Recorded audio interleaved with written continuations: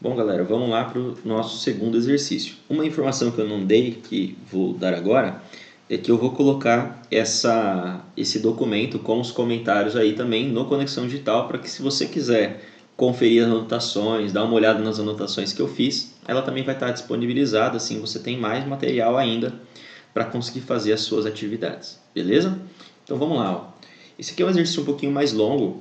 Para quem tem um interesse, esse exercício parece muito com a estrutura do Enem. O Enem traz bastante texto no meio das questões e esses textos geralmente são importantes para você entender a sua questão. Então aqui eu vou fazer uma leitura toda desse texto, vai demorar um tempinho, vai lendo comigo aí e vamos acompanhar. Ó.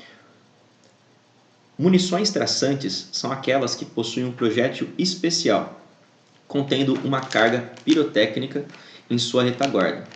Essa carga pirotécnica após o tiro é ignificada, ou seja, ela pega fogo, gerando um traço de luz colorido, permitindo a visualização de tiros noturnos a olho nu.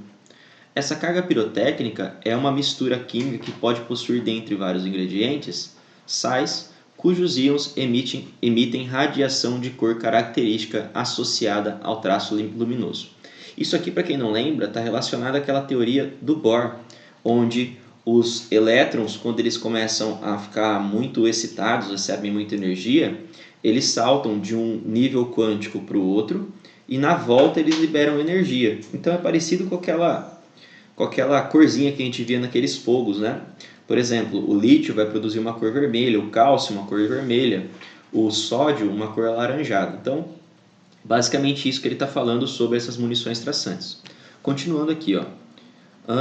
Um tipo de munição traçante usada por um exército possui na sua composição química uma determinada substância, cuja espécie química ocasiona um traço de cor correspondente bastante característico.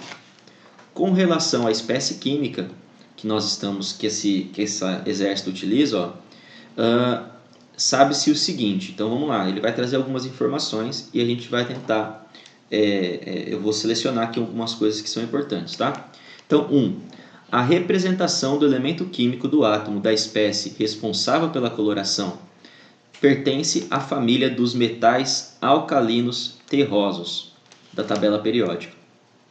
Pô, professor, não lembro qual é a família dos metais alcalino terrosos. Pô, cara, se você pegar a sua tabela periódica, a tabela periódica que você vai receber na sua mão no dia da prova, que vai ser idêntica a essa aqui que eu abri para vocês, ela vai trazer aqui a coloração, ó. Metais alcalino terrosos. Quem são os metais alcalino terrosos? Tem que olhar lá na tabela periódica e ver que é o grupo 2.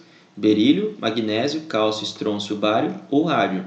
E aí, por que isso é importante para a gente? Porque se você conseguir identificar isso, olha aqui na resposta, ó, já. Ele traz para a gente alguns sais, algumas espécies químicas numa tabela aqui. E a gente vai poder eliminar esses sais que não são da família 2. Mas vamos continuar aqui por enquanto. Então a gente já sabe, ó, que o metal traçante é da família dos metais alcalino-terrosos. 2. O átomo da espécie responsável pela coloração do traço possui uma massa de 137 unidades atômicas, de 137 você pode arredondar, e o número de nêutrons dele é 81. Então ele trouxe duas informações bem interessantes para a gente. Ó.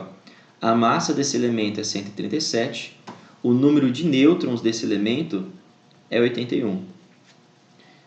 E aí ele traz uma terceira informação, ele fala o seguinte: sabe-se também que uma das espécies apresentadas na tabela do item 3, que mostra a relação de cor emitida característica conforme a espécie química e sua distribuição eletrônica, é a responsável pela cor do traço da munição. Então, a gente tem que olhar na tabela do item 3 e nós sabemos que um dos elementos da tabela é o elemento que está naquela munição lá. Na 3 ele fala o seguinte, ó, tabela com as espécies químicas. Então vamos lá.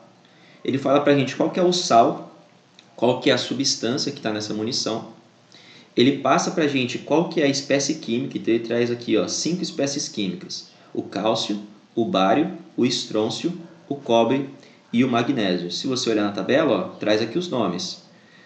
Magnésio está aqui na tabela. Cálcio está aqui na tabela. Estrôncio, bário, os dois estão aqui na tabela. Agora, o que não está na tabela, pessoal, é o cobre. O cobre está aqui, ó, é o átomo de número 29. Ele já não é da família 2. Isso já é importante para a gente, porque nós conseguimos já eliminar um átomo. Não é o átomo de cobre. Já temos essa certeza aí para as nossas vidas. Então, considerando os dados contidos nos itens 1 e 2 e atrelados à tabela 3, a munição traçante empregada por esse exército possui um traço de qual cor? Então eu tenho que identificar primeiro, é o cálcio? Por quê? Porque se for o cálcio, a cor vai ser vermelha alaranjada. É o bário?